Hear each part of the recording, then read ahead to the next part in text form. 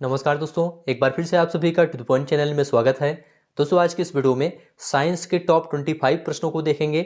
आप सभी लोग इस वीडियो को पूरा ध्यान से देखिए। यह सभी परीक्षाओं के लिए इंपॉर्टेंट है, क्योंकि सभी परीक्षाओं में दोस्तों विज्ञान से प्रश्न जरूर पूछा जाता है। इसलिए आप लोग इस वीडियो को पूरा ध्यान से देखिए।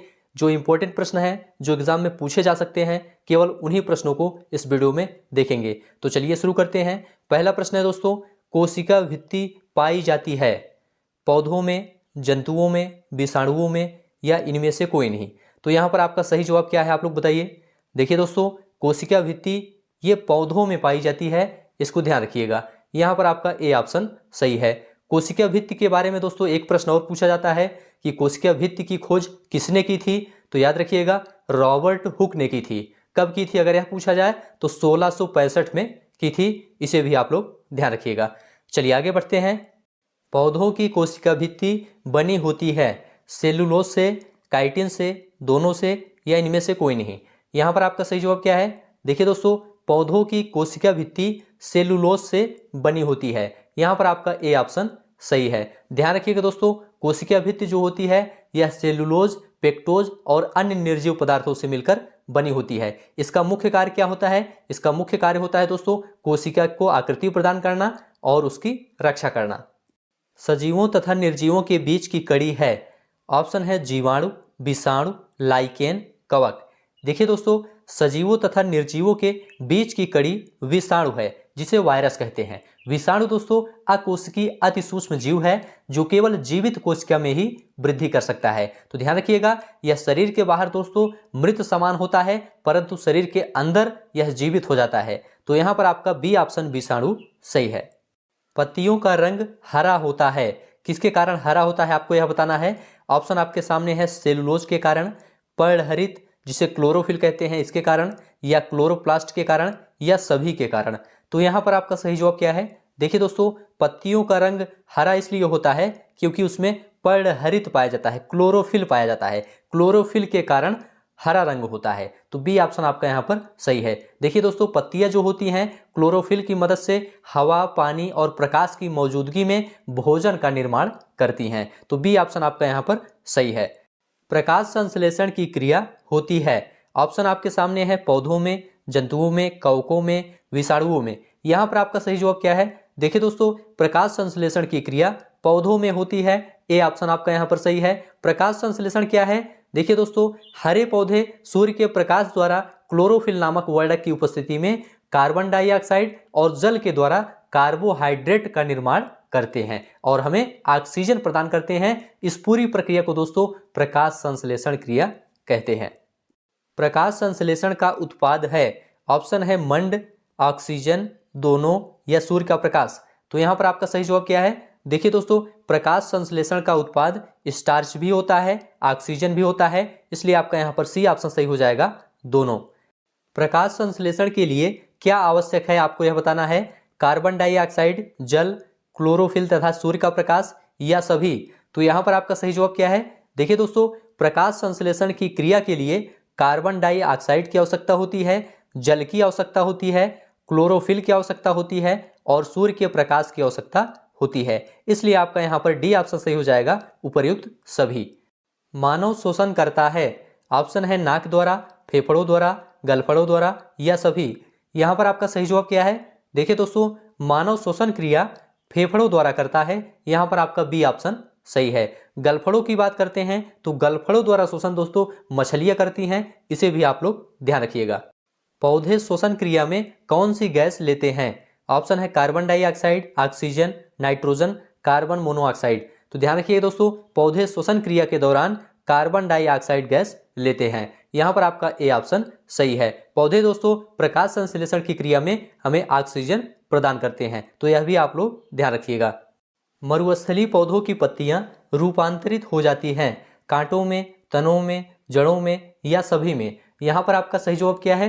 देखिए दोस्तों, मरुस्थलीय पौधों की पत्तियां कांटों में रूपांतरित हो जाती हैं। यहाँ पर आपका ए ऑप्शन सही है। मरुस्थलीय पौधे जो होते हैं दोस्तों, यह सूखे और बंजर स्थानों पर उगते हैं और इसका जो तना होता है वह पत्ते के समान होता है। इसकी पत्तियां दोस्तों कांटों के रूप में बदल जाती हैं। मेढक क्या है। ऑप्शन है जलचर, थलचर, नभचर या उभयचर।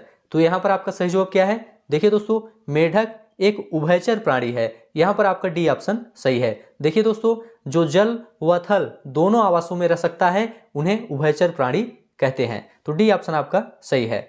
लाइकेन क्या है? ऑप्शन है परजीवी, सहजीवी, मृतोपजीवी या सभी। देखिए दोस्तों, लाइकेन एक सहजीवी है, यहाँ पर आपका बी ऑप्शन सही है। देखिए दोस्तों, जब दो पौधे अथवा दो जीव साथ साथ रहते हैं और एक दूसरे को लाभ पहुंचाते हैं तो उन्हें सहजीवी कहा जाता है। लाइकेन की बात करते हैं। लाइकेन दोस्तों एक निम्न श्रेणी की एक ऐसी छोटी वनस्पतियों का समूह होता है जो प्राचीन दीवारों, भूतल और चट्टानों पर पाया जाता है, तो यहाँ पर आपका बी ऑप्शन सही है। परजीवी पौधा है, ऑप्शन है अमरबेल, चंदन, रेफ्लिसिया या सभी। इनमें से कौन सा पौधा परजीवी है, आपको यह बताना है। देखिए दोस्तों, परजीवी पौधा किसे कहते हैं? ऐसा पौधा जो अपनी कुछ या फिर सभी पोषण संबंधी आवश्यकताओं को दूसरे जीवित पौधे से प्राप्त करता है, उन्हें परजीवी पौधा कहा जाता है। तो यहाँ पर अमरबेल, चंदन, रेफ्लिसिया ये सभी दोस्तों परजीवी पौधे हैं, इसलिए आपका डी ऑप्शन सही हो जाएगा सभी। मृतोपजीवी पौधा है, ऑप्शन है मशरूम, मोनोट्रोपा, दोनों या इनमें से कोई नहीं। यहाँ पर आपको बताना है कौन सा पौधा मृतोपजीवी है। देखिए दोस्तों, मृतोपजीवी पौधा किसे कहते हैं? जो अपना भोजन मृत एवं सड़े गले कार्बनिक पदार्थों से प्राप्त करते हैं, उन्हें मृतोपजीवी पौधा कहते हैं। तो यहाँ पर दोस्तों मशरूम और मोनोट्रोपा ये दोनों मृतोपजीवी पौधे हैं, इसलिए आपका यहाँ पर सी ऑप्शन सही हो जाएगा दोनों। कीटभक्षी पौधे कीटों का भक्षण नाइट्रोजन की कमी को पूर्ण करने के लिए करते हैं। कीटभक्षी पौधे हैं ड्रोसेरा, निपेंथिस, यूट्रिकुलेरिया या सभी। इनमें से कौन सा कीटभक्षी पौधा है, आपको यह बताना है। देखिए दोस्तों, ड्रोसेरा, निपेंथिस और यूट्रिकुलेरिया ये सभी दोस्तों कीटभक्षी पौधे हैं, इसलिए आपका यहाँ पर डी ऑप्शन सही हो जाएगा सभी। जलीय कीटभक्षी पौधा है, ऑप्शन है ड्रोसेरा, निपेंथिस, यूट्रिकुलेरिया या सभी। आपको बताना है कौन सा जलीय कीटभक्षी पौधा है। देखिए दोस्तों, ड्रोसेरा, निपेंथिस, यूट्रिकुलेरिया ये सभी दोस्तों जलीय कीटभक्षी पौधे के अंतर्गत आते हैं, इसलिए आपका यहाँ पर डी ऑप्शन सही है सभी। एक बीजपत्री पौधों की विशेषताएं हैं, ऑप्शन है इनके पत्तियों में समांतर सिरा विन्यास पाया जाता है, बीजों में केवल एक बीज पत्र पाया जाता है, दोनों या कोई नहीं। यहाँ पर आपका सही जवाब क्या है? देखिए दोस्तों, एक बीजपत्री पौधों की विशेषताओं के अंतर्गत आता है बीजों में केवल एक बीज पत्र पाया जाता है, जैसे कि मक्का, धान, गेहूं ये सभी दोस्तों एक बीजपत्री पौधे होते हैं, तो यहाँ पर आपका बी ऑप्शन सही है। द्विबीजपत्री पौधों की विशेषताएं हैं, ऑप्शन है इनके पत्तियों में जालिकावत सिरा विन्यास पाया जाता है, बीजों में दो बीज पत्र पाए जाते हैं, दोनों या कोई नहीं। यहाँ पर आपका सही जवाब क्या है? देखिए दोस्तों, द्विबीजपत्री पौधों की विशेषताओं के अंतर्गत आता है इनके पत्तियों में जालिकावत सिरा विन्यास पाया जाता है और बीजों में दो बीज पत्र पाए जाते हैं, दोनों आपका यहाँ पर सही है, सी ऑप्शन आपका सही है। स्वपोषी हैं, स्वपोषी कौन है? जंतु, पौधे, कवक, विषाणु।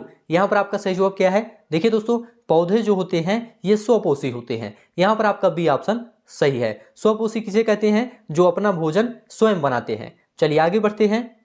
मत्स्य अनुकूलन है, ऑप्शन है यह गलफड़ों द्वारा शोषण करते हैं, इनके शरीर का आकार नाव के आकार का होता है, दोनों या इनमें से कोई नहीं। देखिए दोस्तों, जो मछलियां होती हैं वह गलफड़ों द्वारा शोषण क्रिया करती हैं और शरीर का आकार नाव के आकार के जैसा होता है, तो यहाँ पर आपका दोनों ऑप्शन सही है, ए और बी दोनों, तो सी ऑप्शन आपका सही है।